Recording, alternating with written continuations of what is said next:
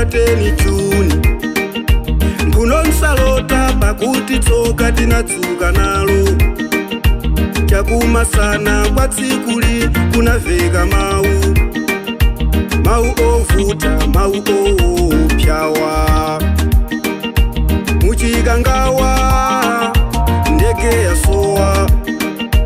Sikino ya ndege isikuone.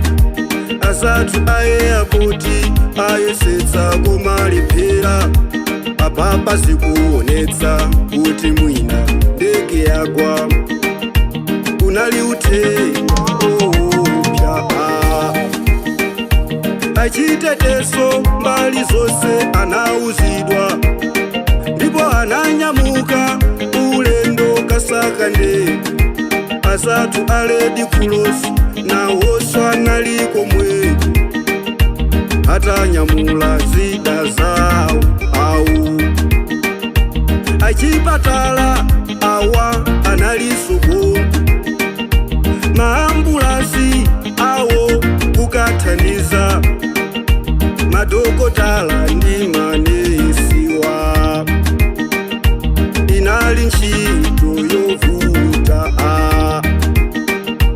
Kusaka ndege kunafika mpaka pa 11 Juni. Ndipomwe ine natenga ulendo kupita kunko. Koma zopya zomwe ndinaona uko. Kuona ndege itagwa koma itasakazika. Abale atu osi ataluza mioyo. Inali ngozi yopya. Tizakukumbukani mpaka nakale. Achilima tizakukumbukani mpaka nakale. UTM tizakukumbukani bwana. Ninaipezera ndege pafupi ndi Pelina kuchikangawa. Aipeza itawonongekera yonse. Opandanso kupulumuka. Onse amene anali pa ndege adafa nthawi yomweyo ndege idawomba phiri. Palibe mawu, palibe chichewa chimene chingafotokoze kusweka kwa mitima yathu.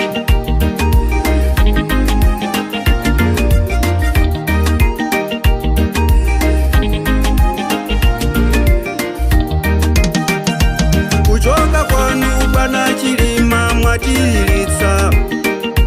Chipani chanu kunoko mwachisiya malere. Amalawi kuno akuti mwawasiyira panjira. Ulendo wawo sanafike awa. Kuchoka Achilima samachoka chonchi. Kuchoka Wangwiro pobwera kufika Ntembo kunyumba. Mai Chilima Shoni Elizabeth kudandaula. Akangokumbukira za inu tate akusowa ntendere. Ifa yanu dziko lonse ladziwa. Ntchito zabwino zija mwapita nazo baba. Akatholiki wonse kuno alibe mawu. Kwansipe kuja kunchewa kudandaula. Mzimu wanu kause mutendere. Mwachikhalidwe chathu maliro ndikulirana. Choncho tithokoze kwa wonse anatengapo gawo. Zambia ndi maiko ena anatithandiza. Azathu ena Malawi muno anatithandiza. Pulezidenti wa dziko lino akuthokoza. Ambuye Malawi mumuyendere. Mawanja osidwa wamuwafikire. Muwapukute misozi ndinuyo. Tizakukumbukani mpaka nakale. Achilima